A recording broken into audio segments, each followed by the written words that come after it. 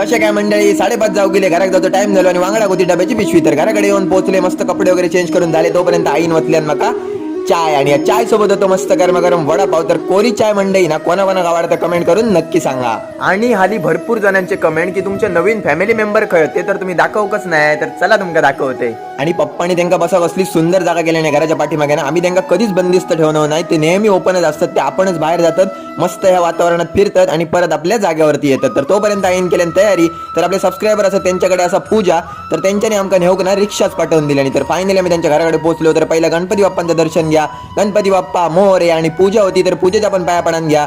तर ग्रामस्थांचा भजन तर चालूच होता. तोपर्यंत आईच्या डोक्याक लावून घेतल्याने तर आई कसं बघितले ना खुश काय माका एकदम भारी वाटतं. महाप्रसाद पण मस्तपैकी घेतलं, आणि मीच नाही तर बाबू आणि आई इल्ली तर त्यांच्याने सुद्धा भजन ऐकत ऐकत प्रसाद घेतल्याने. तर घरातल्यांची भेट झाली, मस्त त्यांच्यासोबत फोटोशूट पण झाला आपला. तर मंडळी आपण इल्लो बंटी सावंत मळगाव यांच्या घरी. तर खूप